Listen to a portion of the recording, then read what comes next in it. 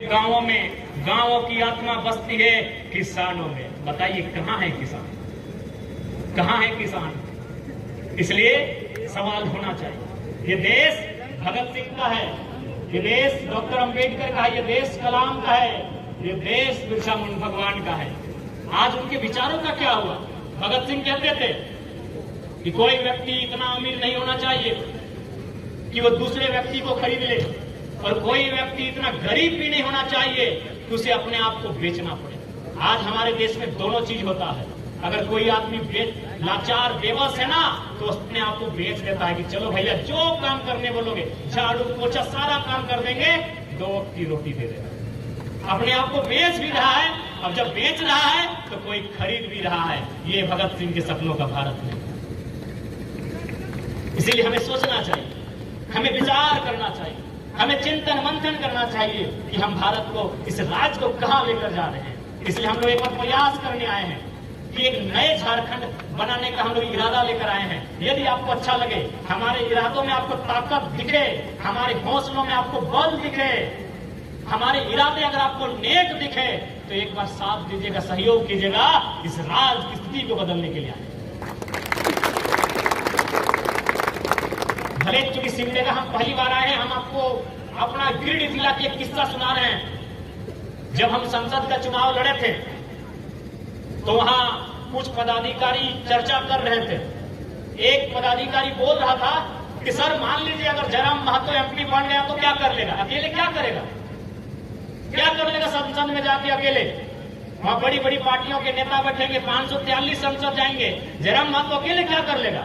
तो दूसरा अधिकारी क्या बोला मालूम है कि सर वो दिल्ली में जाके क्या करेगा नहीं करेगा हमको मालूम नहीं, लेकिन अगर वो सांसद जीत गया तो आपके ब्लॉक में तहलका मचेगा, ये जो घूसखोरी चल रहा है ना उसको बंद करना है।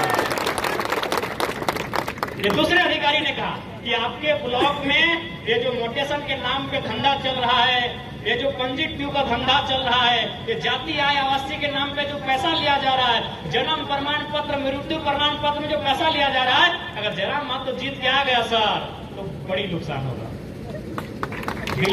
दिल्ली में क्या होगा नहीं मालूम है, गिरिडीह का कोना कोना वो लड़का तबाही मचा देगा। अगर वो जीत के आ गया तो तबाही मचा देगा। तो उनको भी विश्वास है, अधिकारियों को भी विश्वास है कि अगर ये लड़के आएंगे पॉलिटिक्स में तो सच में इस राज्य में एक नया बदलाव आएगा।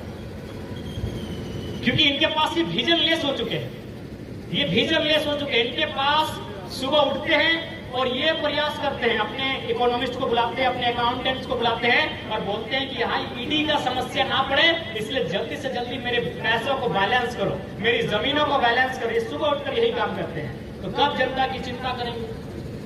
इसलिए हमने एक घोषणा ये भी किया है कि हमारी राजनीतिक दल से अगर कोई चुनाव जीत के जाते हैं तो 75% अपनी सैलरी का आपको जनता के बीच रिटर्न करना होगा। हम लोग लीडर बनाने आए हैं, डीलर बनाने नहीं आए हैं कि झारखंड को डील करें दिल्ली में बैठ के। हम लोग लीडर बनाने आए हैं, डीलर बनाने नहीं आए हैं। लीडर वो जो समस्या के साथ खड़ा होगा, आंख मिलाएगा, भिड़ेगा, लड़ेगा, और डीलर वो जो झारखंड की समस्या को दिल्ली में ले जाकर सौदा करेगा। हम लीडर चुनने आए हैं, डीलर चुनने नहीं आए हैं। इसलिए एक बार आशा रखिएगा, और ऐसा नहीं कि हम लोगों को ऑफर नहीं आया है। कि लोकसभा चुनाव के समय हमको पहली बार समझ में आया कि सीआर को शॉर्ट में करोड़ बोलते हैं। हमको पहले नहीं मालूम था, हमको सीआर में सीआर होता है, भालू कुकुर सीआर। तो हमको एक नेताजी, बड़ा नेता फोन किए, 18 मिनट हमसे मीटिंग किए और बोले कि तुम कहे अकेले चुनाव लड़ रहा है, हमारी पार्टी से चुनाव लड़ो, तुमको 2 सीट ऑफर करते हैं और आराम से तुम एमपी बन जाओगे और बदले में तुमको सीआर इन्वेस्ट करेंगे। हमने सर सीआर क्या होता है? अरे बाबू करोड़। तो हमने उन्हें एक ही लाइन कहा कि सर जिस निर्भीकता से, जिस साहस से हम वो सबकी वाट लगाते हैं, ये वाट उस समय नहीं लगा पाएंगे। भले आपकी पार्टी से हम एमपी बन जाएंगे, अरे हमारा एमपी बनना मकसद नहीं है। झारखंड में उलगुलान को मजबूत करना हमारा मकसद है।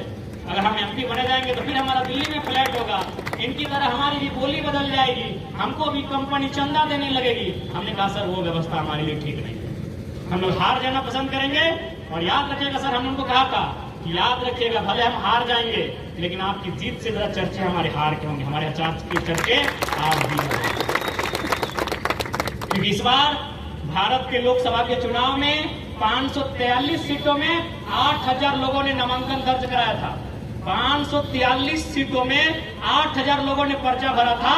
आप गर्व कीजिए कि गिरिडीह लोकसभा से आपका भाई, आपका बेटा जयराम महतो फर्स्ट टाइम चुनाव लड़के इंडिपेंडेंट सबसे ज्यादा वोट लाया है।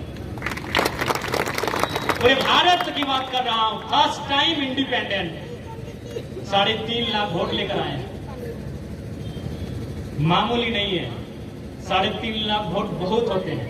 और कुछ नहीं, हमारे पास कोई सुविधा नहीं थी, कोई सुविधा नहीं। अभी आ रहा, रुको। अरे बूथ में तो 700-800 बूथ में हमारे लड़के बैठे नहीं थे, बस हमारा भाषण सुने। तभी कहा सामने भी नहीं, यूट्यूब में, और 3.5 लाख वोट।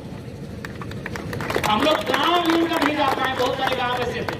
यानी विचारों को उन्होंने सम्मान किया कि नहीं, लड़का बढ़िया निर्णय ले रहा है, जो भी लड़का मुद्दा उठा रहा है वो बढ़िया है, जिस मुद्दे को लेकर वो फाइटिंग कर रहा है वे मुद्दे तगड़े हैं। तो इसलिए आज जो बदलाव दिख रहा है झारखंड में, इस बदलाव के साक्षी कोयलांचल की धरती बन चुकी है। उत्तरी छोटा नागपुर को हम लोग मजबूत कर चुके हैं।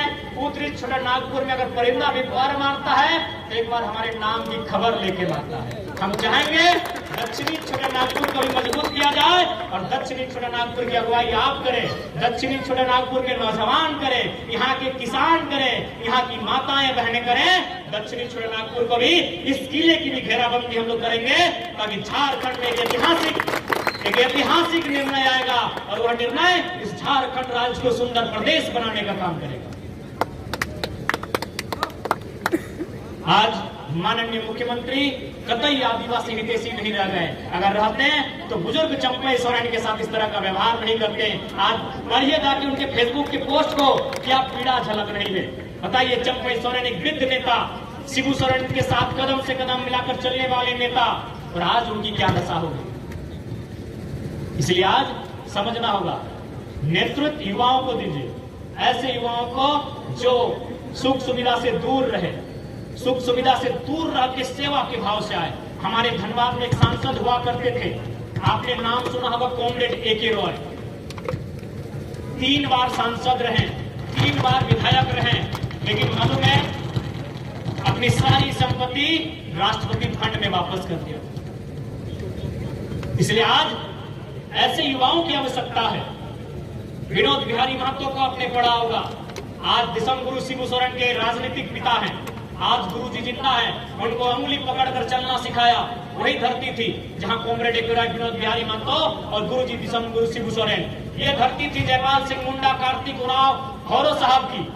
चाईबासा साइड जाइएगा तो हौरो साहब, निर्मल दास, शैलेंद्र बाबू दिखेंगे।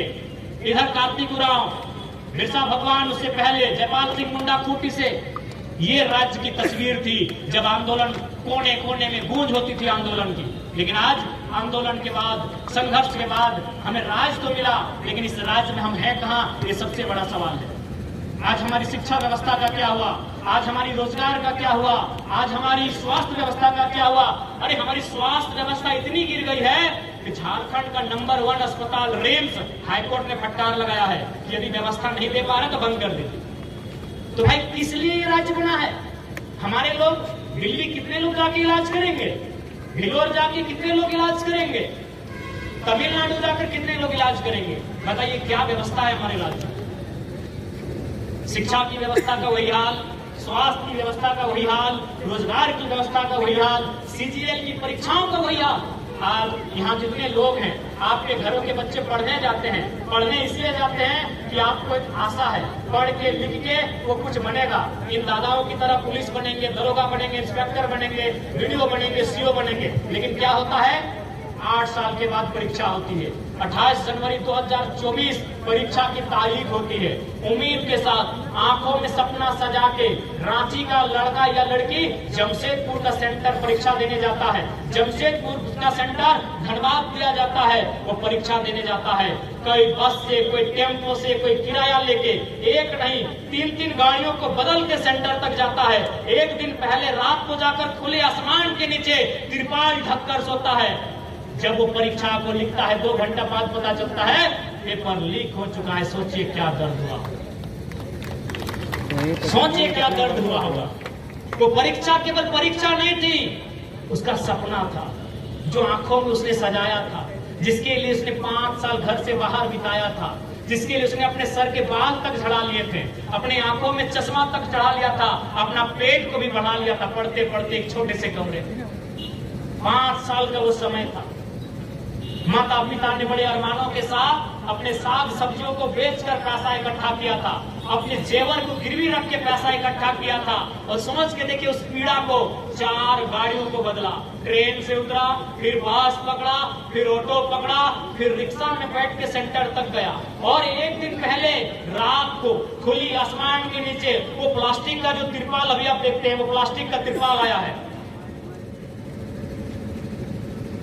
वो प्लास्टिक के तिरपाल को बिछाते हैं, एक तिरपाल को ढक कर सोते हैं। खुला आसमान, खुली धरती, खुला गगन, और आंखों में एक सपना कि कुछ बन के जाना है इस परीक्षा को पास करके। 2 घंटे में परीक्षा कैंसिल हो जाती है। अरे ठीक है, परीक्षा कैंसिल हो गई वो अलग विषय है, परीक्षा फिर से हो जाएगी। 15 दिन के बाद परीक्षा फिर होगी, 30 दिन के बाद परीक्षा फिर होगी।